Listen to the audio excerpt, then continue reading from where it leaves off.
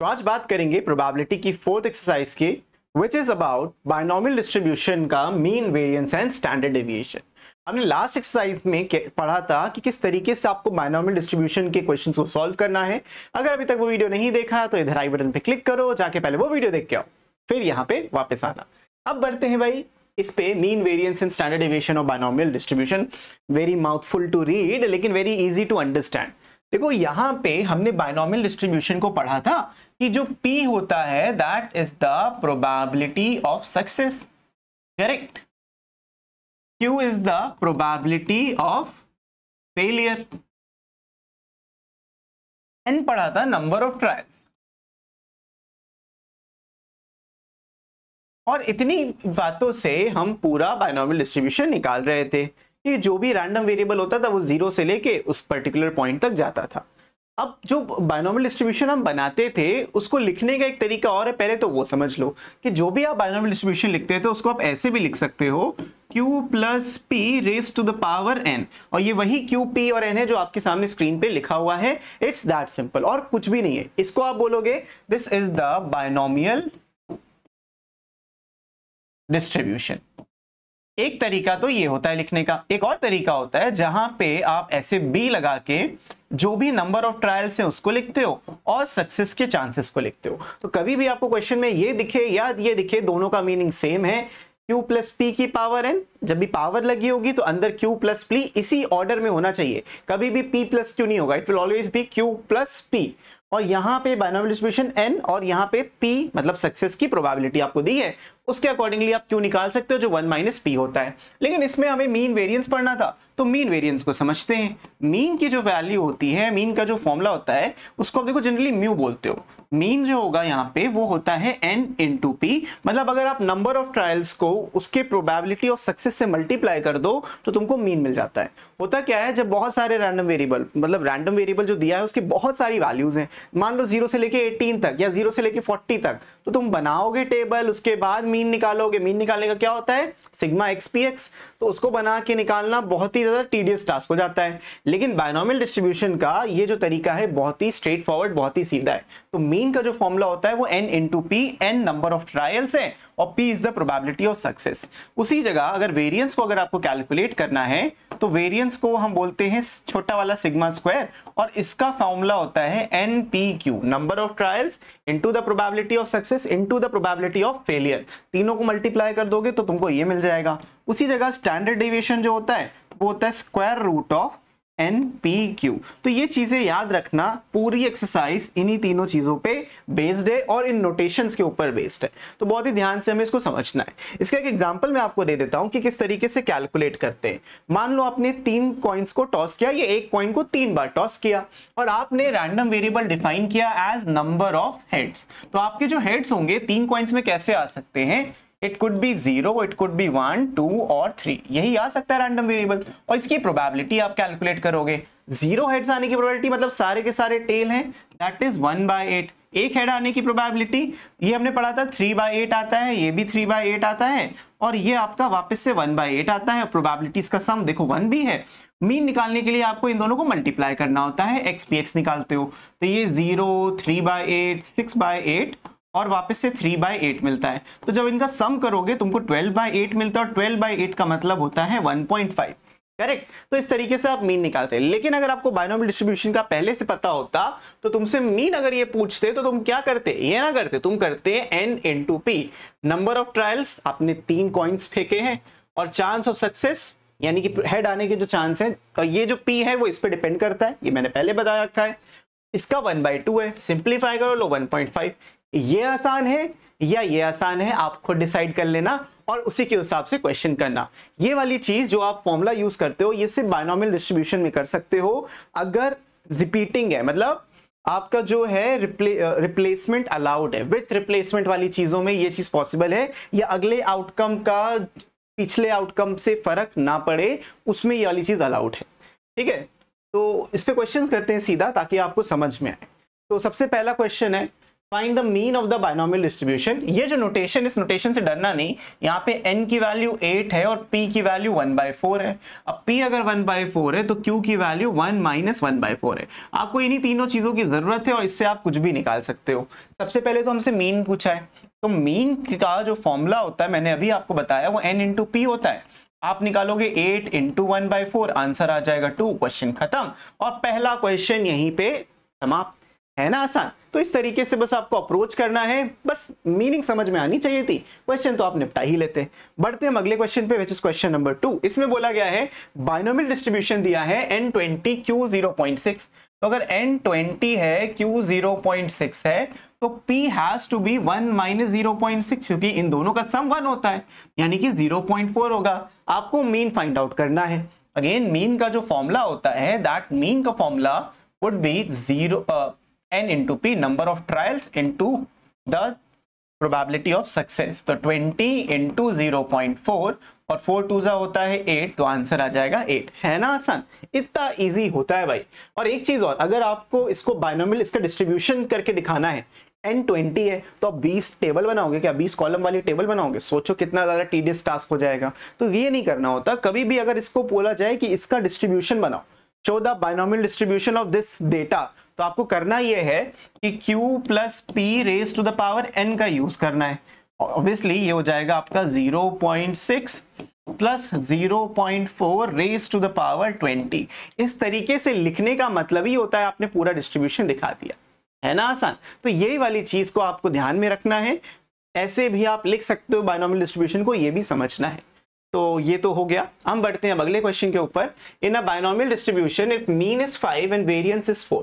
तो इस बार आपको मीन का वैल्यू दिया है 5 और वेरिएंस का मतलब छोटा वाला सिग्मा स्क्वायर 4 दिया है। Find the number of trials, आपको n की वैल्यू निकालनी है। तो not a very big deal. Mean का मतलब होता है n × p, ये वैल्यू 5 दी है। और वेरिएंस का मतलब होता है, सिग्मा स्क्वायर का मतलब होता है npq, और ये वाली वैल्यू आपको 4 दी है।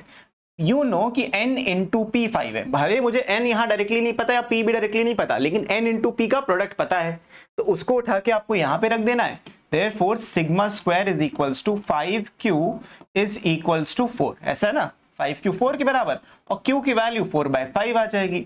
अगर q 4/5 है तो p की वैल्यू 1/5 हो जाएगी, क्योंकि इनका सम तो 1 होना चाहिए ना। p + q is always 1। वो वाला लॉजिक तो आप कहीं नहीं भूलते जो हमने पिछले एक्सरसाइज में किया था। तो p + q 1 आ जाएगा।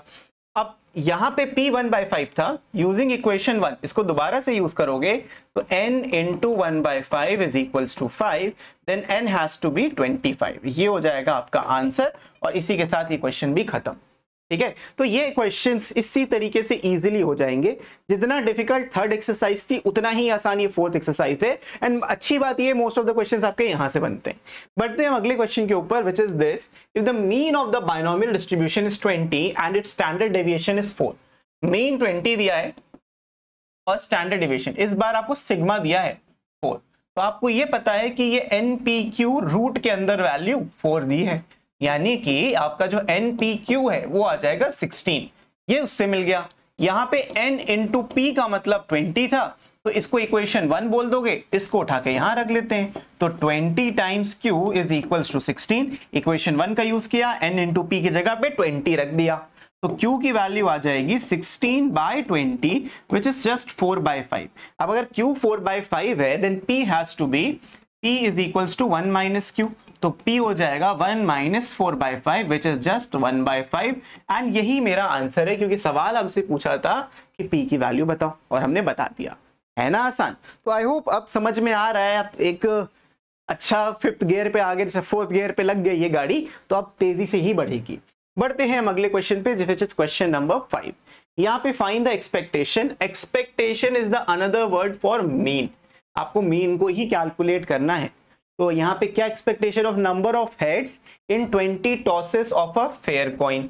अगर हम 20 टॉस करेंगे एक फेयर कॉइन का, तो नंबर ऑफ ट्रायल्स 20 हैं और चांसेस तो 1 हेड आने के 1/2 ही होते हैं। तो आपका जो मीन होगा वो n × p से आ जाएगा, which is 20 × 1/2।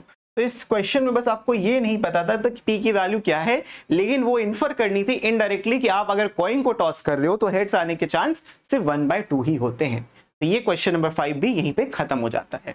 A die is toss twice, तो n आपका 2 है। A success defined getting an odd number on a random toss, एक टॉस पे ऑड नंबर आ रहा है, तो ऑड नंबर कितने होते हैं 3 आउट ऑफ 6, तो 1/2 हो जाएगा, तो फेलियर भी आपका 1/2 हो जाएगा। Find the mean and variance of the number of successes, success का मीन और वेरिएंस आपको कैलकुलेट करना है, मतलब कि ऑड नंबर का मीन वेरिएंस क्या है, वही चीज है, मीन वेरिएंस को ही करना है, कोई नई चीज नहीं। तो मीन हो जाएगा n इंटू पी, n था 2, p भी 1/2, तो आंसर आ जाएगा 1। उसके बाद आपको वेरिएंस बताना है, तो वेरिएंस के लिए आपको npq लिखना था, which is 2 into 1/2 into 1/2, which is just 1/2, and this is your variance। Standard division नहीं बोला था तो वो नहीं निकालो, and you are done। है ना आसान? तो इसी तरीके से आप सारे के सारे क्वेश्चंस निपटा सकते हो। बढ़ते हैं अगले क्वेश्चन की तरफ। If x follows a binomial distribution with a parameter n equals to 5p and px equals to 2 equals to 9 into p is equals to x into 3। so basically ना तुमको एक रिलेशन दी है इसमें, और हमें बताया है कि n इसमें 5 है, that's a good thing, but p नहीं पता। तो p क्या होता है बेटा? आपका चांस ऑफ सक्सेस, p को तो p ही रहने देते हैं, और q की वैल्यू होती है 1 - p। इन दोनों का यूज करूंगा मैं अपने क्वेश्चन में। अब ध्यान से समझो, px equals to 2 equals to 9 times this बोला गया है। px इक्वल्स टू 2 का मतलब क्या होता है? सिंपली 5c2, जो भी आपका सक्सेस है उसका स्क्वायर, जो भी आपका फेलियर है यानी 1 - p इसका क्यूब, दोनों का जो सम होना चाहिए वो ऐसा आना चाहिए। This is equals to 9 times, यहाँ पे px3, 9 तो ये लिखा था इसलिए 9 लिखा, यहाँ पे आ जाएगा 5c3, और यहाँ मिलेगा p का क्यूब और 1 - p का होल स्क्वायर। तो कुछ इस तरीके से आपको पूरी इक्वेशन देखने को मिलेगी। ठीक है, तो इतना कोई डिफिकल्ट है नहीं, बस आपने ये बना लेना है। अब 5c2 भी 10 होता है, 5c3 भी 10 होता है, तो आप एक स्टेप और लेके इसको काट दोगे, लेकिन ये कट जाता है। अब देखो 1 - p को इधर डिवाइड करते हैं, तो 1 - p का क्यूब अपॉन 1 - p का स्क्वायर से 1 - p बचेगा, और अगर p स्क्वायर को इधर राइट में डिवाइड करते तो आपके पास 9p बचेगा। p को उधर भेज दो, 1 इज इक्वल्स टू 10p, और p की वैल्यू आ जाएगी 1/10। ये आ गया आपका प्रोबेबिलिटी ऑफ सक्सेस, एंड हमें यही निकालना था। 1 2 3 4, 4 लाइन में आंसर खत्म। है ना आसान? इस तरीके से ये वाला क्वेश्चन भी हो जाएगा। So we are done with question number 7। इसी तरीके से आगे बचे हुए 8 क्वेश्चन भी है। टोटल इस एक्सरसाइज में 15 क्वेश्चन थे, और हमने 7 क्वेश्चन विद इन 15 मिनट्स कर लिए। 3 cards are drawn successively with replacement from a well shuffled pack of 52 cards. Find the mean and variance of the number of red cards drawn. अब red card की जो probability है वो 26 red cards होते हैं out of 52, यानी ये बन जाएगा 1/2। क्यू भी आपका आ जाएगा 1/2, तो पी क्यू दोनों 1/2 है। याद रखना, आप 3 कार्ड को ड्रॉ कर रहे हो तो n आपका 3 रहेगा। यही छोटी छोटी बातें हम गलत कर देते हैं कि n को 52 ले लेते हैं। 52 यूज हुआ प्रोबेबिलिटी ऑफ सक्सेस निकालने के लिए, ना कि नंबर ऑफ ट्रायल्स के लिए। तो यहाँ पे ये सारी इंफॉर्मेशन आपके पास है। मीन निकाल लोगे तो n इंटू p आ जाएगा, n था 3, ये था 1/2, तो आंसर आ जाएगा 1.5। और वेरिएंस निकालोगे तो वेरिएंस आ जाएगा npq, which is 3 into 1/2 into 1/2, 3/4, 0.75, and this is done। है ना आसान? देखो कितने तरीके से, कितना इजीली हम क्वेश्चंस को सॉल्व कर पा रहे, चाहे जैसा भी क्वेश्चन क्यों ना आ जाए। सिर्फ आपको फॉर्मुलेज याद रखना था। इसमें 2 ही फॉर्मुलेज हैं यार, मीन का और वेरिएंस का। मीन होता है n into p और वेरिएंस होता है npq। है ना आसान? अब बढ़ते हैं क्वेश्चन नंबर 9 की तरफ। A die is thrown 3 times. X be the number of 2 seen, then find the probability distribution of x. इसका मतलब ये है कि जब आपने डाइस को फेंका एक बार तो 2 कितनी बार आएगा? एक बार आएगा। लेकिन अगर आप डाइस को 3 बार फेंकते हो तो 2 क्या हो सकता है? तीनों में से किसी भी बार ना आया हो, या एक बार आया हो, या 2, या तीनों बार में 2 आ गया हो। यही तो है, तो यही तो डिस्ट्रीब्यूशन बताना है। तो x is the number of 2 seen, ये बोला है नंबर ऑफ 2s सीन। कितने 2 दिख रहे हैं भाई? तो आपका जो प्रोबेबिलिटी है एक थ्रो में आने की वो सबसे पहले बताइए। तो एक थ्रो में प्रोबेबिलिटी 2 आने की 1/6 है, और 2 ना आने की यहाँ पे 5/6 होगा। ठीक है, then find the probability distribution of x, also find the expectation of x। तो अगर मेरे को डिस्ट्रीब्यूशन इसका बनाना ही है तो इसको ऐसे लिख सकते हो, सीधा सीधा अगर आप लिख के आते 5/6 plus 1/6 raise to the power 3, it's absolutely correct. यही डिस्ट्रीब्यूशन होता है। लेकिन अगर आपके टीचर ये नहीं मानते तो दूसरा तरीका क्या है वो भी समझा देता हूं। x and the probability of x ये बनाना है, तो 0 1 2 एंड 3, क्योंकि 3 ही बार आपने थ्रो किया है तो ये 3 बार में ही कुछ ना कुछ आएगा। अब 0 तो 2 आने का मतलब क्या है कि 3C 0 और आपके सक्सेस के चांसेस 1/6 की पावर 0 और 5/6 की पावर यहाँ पे 1 हो गई, सॉरी 3 हो गई, पूरा क्यूब हो जाएगा ना। यहाँ पे 3C1 1/6 की पावर 1 और 5/6 का हो जाएगा यहाँ पे स्क्वायर, फिर 3C2 1/6 का स्क्वायर और 5/6 की पावर 1 एंड 3C3 1/6 का हो जाएगा यहाँ पे क्यूब। तो अगर इसको सिंप्लीफाई करेंगे आपको मिल जाएगा ये 125 डिवाइडेड बाय 216, यहाँ से मिलेगा 25 into 3 which is 75 divided by 216। At this point आप 200 पहुंच चुके हो। 5 3 वापस से 15 डिवाइडेड बाय 216 215 हो गया और यहाँ पे 1/216 पूरा 216। तो इसका जो समेशन आएगा वो ये आएगा। अब अच्छी बात क्या थी कि मैंने आपको मीन निकालना भी सिखाया। मीन होता है मतलब एक्सपेक्टेशन इज मीन, सेम चीज n इंटू पी। ट्रायल 3 था, ये 1/6 था, आंसर आ जाएगा 1/2 which is 0.5 and you are done. बस इसी तरीके से क्वेश्चन को सॉल्व करना था, बात खत्म। अगर आप डायरेक्टली ये x px करके भी निकालने बैठोगे यही आंसर आपको मिलने वाला है। तो अगर आपका मन है तो go ahead, you can do that, but क्या करना इसी को कर लो और अच्छे से समझ लो। So we are done with this question. Let's move on to question number 10। Find the probability distribution of the number of successes in 2 tosses of a die where a success is defined as a number greater than 4। अब success इन्होंने define की number greater than 4 जो आता है 5 या 6, और एक बार dice को फेंकने से 1 से लेकर 6 तक कोई भी आउटकम आ सकता था। लेकिन तुम्हारा जो फेवरेबल है वो 5 और 6 है, यानी 2 आउटकम फेवरेबल है। तो 2/6 यानी कि 1/3 ले लो और जो आपका फेलियर है वो 2/3 हो जाएगा, काम खत्म। Find the mean variance and standard deviation of the distribution. सबसे पहली चीज तो आपको प्रोबेबिलिटी डिस्ट्रीब्यूशन करना है, जो हम 2 एक्सरसाइज से बहुत ही डिटेल में करते हुए आए हैं, तो प्लीज वो कर लेना, उसमें कोई दिक्कत नहीं। दूसरा ऑल्टरनेटिव ये है कि अगर आपको डिस्ट्रीब्यूशन इसका लिखना आप ऐसे लिख सकते हो 2/3 प्लस 1/3 इस पूरे का स्क्वायर, क्योंकि सिर्फ 2 टॉस किए हमने, तो क्योंकि 2 ही टॉस किया चलो बना लेते हैं, इसमें कौन सी बड़ी बात। x और px लिखा, यहाँ पे 0 1 और 2 लिख लेते हैं, फिर ये आएगा 2C0, ये आएगा 2C1 और ये हो जाएगा 2C2। लिखने का तरीका कितना आसान, यहाँ पे 1/3 की पावर 0 और 2/3 का पावर 2, 1/3 की पावर 1, 2/3 की पावर 1 एंड 1/3 का स्क्वायर और 2/3 की पावर 0। डिस्ट्रीब्यूशन तो अब तक एकदम मतलब परफेक्ट हो गए होगे तुम। 4/9 आ जाएगा, ये भी 4/9 आ जाएगा और यहां से आपको मिलेगा 1/9। तो ये बन गया पूरा प्रोबेबिलिटी डिस्ट्रीब्यूशन। मीन निकालना था, n इंटू पी करना था, n 2 है और p 1/3, तो आंसर 2/3। वेरिएंस निकालना था तो npq ले लेते हैं विच इज 2 इंटू 1/3 इंटू 2/3, तो 4/9 आपका वेरिएंस आ गया। Standard deviation root of npq और इसका स्क्वायर रूट करोगे तो 2/3 ही मिलेगा and that will be your answer. तो ये तीनों पार्ट आपके खत्म, मीन वेरिएंस और स्टैंडर्ड डेविएशन डन, है ना आसान। बढ़ते हैं क्वेश्चन नंबर 11 पे। 2 cards are drawn successively with replacement from a well shuffled pack of 52 cards. Find the distribution of the number of aces drawn. अब एस की बात की गई तो probability of getting an S is 4/52 यानी से 1/13 होता है, और क्यू आ जाएगा आपका 12/13। अब मैं इसका डिस्ट्रीब्यूशन नहीं बना रहा हूं क्योंकि ऑलरेडी इसका डिस्ट्रीब्यूशन मैं कई बार बना चुका हूं। अब आपको डायरेक्टली ऐसा डिस्ट्रीब्यूशन बनाना है नॉर्मल वाला तो बना सकते हो, इसको लिख सकते हो 12/13 plus 1/13 success plus failure plus success की पावर जितने भी आपके ट्रायल हैं 2। तो इस केस में जो n था वो 2 था। हमको मीन स्टैंडर्ड डेविएशन निकालना है। मीन के लिए n इंटू पी लिखो विच इज 2 इंटू 1/13, तो यहां से 2/13 मिल जाएगा, और वेरिएंस स्टैंडर्ड डेविएशन चाहिए तो रूट के अंदर npq आ जाएगा, n into P into Q. n था 2, p था 1/13 और q था 12/13। तो यहां पे इसका स्क्वायर रूट लोगे तुमको मिलेगा 2√6/13।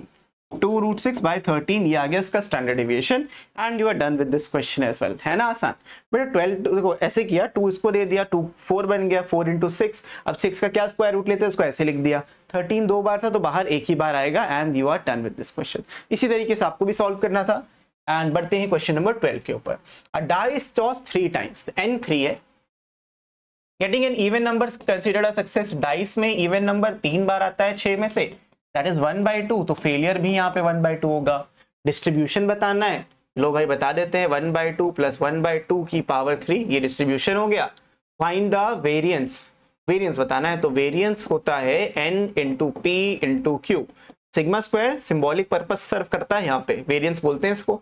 n है 3, p है 1/2, q भी है 1/2, ये आ जाएगा 0.75। क्वेश्चन खत्म। मतलब ऐसे क्वेश्चंस तो आपको बहुत ही ज्यादा इजी लगेंगे कि ये क्यों ही दिया है, तो एमसीक्यू में ही देंगे ताकि आसान क्वेश्चन के आसान number.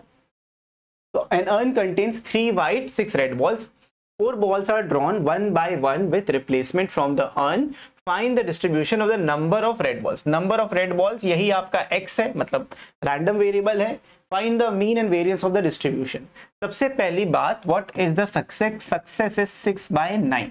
6 red ball 3 white, total 9 balls हैं। रेड बॉल निकालना हमारी सक्सेस है, तो 2/3 हो जाएगा अपना सक्सेस।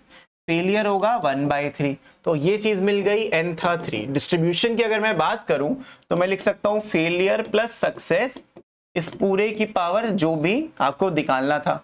मीन वेरिएंस निकाल लेते हैं, मीन आ जाएगा n × p, तो n की वैल्यू यहाँ पे 3 थी और p की वैल्यू थी 2/3, तो 3 कट गया, आंसर आ गया 2। ये आ गया मीन। वेरिएंस की बात करेंगे तो वेरिएंस का सिंबल होता है छोटा सिग्मा स्क्वायर और बोलते हैं इसको npq। n वापस से 3 है, ये 2/3 है, ये 1/3 है, तो यहाँ से 3 कट गया, आंसर आ जाएगा 2/3। This is the variance. Standard deviation निकालने को बोला नहीं तो हम निकालेंगे भी नहीं, इसका क्वेश्चन का काम खत्म। बढ़ते हैं अपने सेकंड लास्ट क्वेश्चन पे, which is question number 14। If x follows a binomial distribution with mean 3 and variance 3/2। अब है मस्त क्वेश्चन, क्योंकि आपको ये बताना है x <= 5 क्या होगा। तो अगर मुझे पहले नंबर ऑफ ट्रायल्स पता चल जाए तो काम तो अपना आसान हो गया। तो मीन की वैल्यू 3 दी है और वेरिएंस की वैल्यू 3/2। मीन का मतलब n × p होता है जो 3 है, और इसका मतलब npq होता है जो 3/2 है। तो यहां से आप ये डिनोट करोगे कि भाई ये अगर इक्वेशन नंबर 1 थी, इसको उठा के मैं इसमें रख देता हूं, तो 3q = 3/2। 3 दोनों तरफ से कट जाएगा, q 1/2 आएगा, तो p की वैल्यू भी 1/2 आएगी, क्योंकि p + q 1 होता है, इसीलिए ये भी 1/2 हो गया। तो यहां पे उठा के रख दिया, n × 1/2 = 3, तो n आ गया 6। इससे अपने को बहुत हेल्प मिल गई, क्योंकि इसने बोला है आपको फाइंड करना है px <= 5। प्रोबेबिलिटी ऑफ x <= 5 में 0 भी होगा, 1 भी होगा, 2 भी होगा, 3 भी होगा, 4 भी होगा, 5 भी होगा। यार बहुत ज्यादा है, तो ज्यादा क्यों करना, टोटल ही 6 थे, तो आपको क्या लिखना है, 1 - probability of x = 6 and you are done. चाहे ये निकालो चाहे ये निकालो, एक ही बात है। तो 1 - x = 6 6 हो जाएगा, एंड सक्सेस के चांस 1/2 थे, तो 1/2 की पावर 6 एंड 1/2 की पावर 0 हो गया, खत्म। तो 1 - 1/2 की पावर से ये तो 1 हो जाएगा, 1/2 की पावर 6 1/64 होता है, आंसर आ जाएगा 63/64 and you are done with this question. तो हमारा मेन ऑब्जेक्टिव क्या था, इसमें n निकालना और ये देखना कि कहां तक ये डिस्ट्रीब्यूशन जा रहा है। 6 तक ही जा रहा है, तो और 5 तक आपको निकालना है, 0 से लेके 5 तक। तो 1 में से वो 6 वाला डिस्ट्रीब्यूशन हटा दो, मिल जाएगा आपको 63/64, है ना आसान। तो इसीलिए ये क्वेश्चन भी खत्म। बढ़ते हैं आखिरी क्वेश्चन के ऊपर, लेकिन उससे पहले आपको याद दिलाना चाहता हूं, अगर आपको ये सारे नोट्स चाहिए आप डाउनलोड करिए, फ्री मटेरियल में जाइए, 12th अप्लाइड मैथ्स का एक फोल्डर दिखेगा, उससे जाके आप सारे के सारे नोट्स ये सब डाउनलोड कर सकते हो। तो अगर होमवर्क करने में कोई दिक्कत होती है, यहां से देख लो, लेकिन यहां से पढ़ाई करनी है, रटना नहीं। नेक्स्ट क्वेश्चन है, लास्ट क्वेश्चन है, the sum of the mean and variance of the binomial distribution for 54 trials is 30। तो n की वैल्यू 54 है, ये अभी आगे काम आ सकता है। इसमें बोला गया है the sum of the mean and variance, मतलब म्यू प्लस सिग्मा का स्क्वायर, ये आपको 30 दिया है। ये होता है n × p और ये होता है n × p × q। इसकी वैल्यू 30, तो क्यों ना मैं n × p को कॉमन ले लूं और यहाँ पे मेरे पास 1 प्लस क्यू बचेगा, और इधर से 1 प्लस क्यू को मैं 30 लिख सकता हूँ, लेकिन n तो 54 दिया ही था लेकिन p नहीं दिया था, तो p को एज इट इज लिख देते हैं। और 1 प्लस क्यू, तो 1 प्लस मैं 1 माइनस p लिखता हूँ, क्योंकि एक ही वेरिएबल में रहे चीजें ज्यादा बेटर है। q को 1 माइनस p लिख सकते हैं, सब एग्री करते हो? बिल्कुल। इसको उधर भेजते हैं तो p इंटू 2 माइनस p आ जाएगा। p into 2 minus p is equals to 30/54, और 30/54 को आप सीधा सीधा ना 3 से काटोगे तो 10/18 आएगा, और किस नंबर से आएगा? 6 से काट दो भाई, 5/9 आ जाएगा। p into 2 minus p is 5/9। तो यहां से you can get p into 2 minus p is equals to 5/9। इसको ओपन कर लेते हैं, p 2p माइनस p का स्क्वायर इज इक्वल्स टू 5/9। चाहो तो क्रॉस मल्टीप्लाई कर लो, 18p माइनस का 9p स्क्वायर, क्योंकि आपको क्या करना है, mean sum of mean variance दिया था, हमें डिस्ट्रीब्यूशन बताना है। 9p मतलब n तो पता ही है ना, 9p का स्क्वायर इज इक्वल्स टू 5। तो सब कुछ राइट साइड में ले जाएंगे, तो 9p का स्क्वायर माइनस का 18p प्लस का 5 इज इक्वल्स टू 0। यहाँ देखो 9 5 45 होता है, तो आप यहाँ पे 9p स्क्वायर माइनस का 15p माइनस का 3p प्लस 5 करेंगे इक्वल्स टू 0। ये मिल जाएगा 3p कॉमन, तो 3p माइनस 5 आ जाएगा, -1 कॉमन लोगे तो 3p माइनस 5 फिर से आ जाएगा। तो आपको मिल जाएगा इधर 3p माइनस 1 और 3p minus 5 is equals to 0। अब इससे दो कंडीशंस आएंगी, या तो p की वैल्यू आएगी 1/3 और 5/3, एंड आप श्योर हो कि ये वैल्यू तो नहीं हो सकती, क्योंकि p एक प्रोबेबिलिटी है, वो 1 से बड़ा हो ही नहीं सकता। नाउ यू आर श्योर कि p जो है वो 1/3 है, तो if p is equals to 1/3, आप q भी निकाल सकते हो इसकी हेल्प से। Once you know p you also know q, तो q आ जाएगा 2/3। If you know p and q you know the distribution, distribution को आप लिखोगे 2/3 प्लस 1/3 की पावर 54। एंड इसके साथ आपने इस पूरी एक्सरसाइज को भी खत्म कर दिया, इस क्वेश्चन को भी, हर एक चीज डन। इसके बाद वाली चीजें मजेदार हैं जो 9.5 से शुरू होंगी, पॉइजन डिस्ट्रीब्यूशन, नॉर्मल डिस्ट्रीब्यूशन, हम नेक्स्ट क्लास से शुरू करेंगे और बहुत ही डिटेल में और अच्छे तरीके से पढ़ाने वाला हूं। तो उसके लिए अगर अभी तक सब्सक्राइब नहीं किया है तो बेटा कर लो। मैं मिलता हूं आपसे नेक्स्ट वीडियो में, तब तक के लिए keep practising, keep learning, take care and bye bye.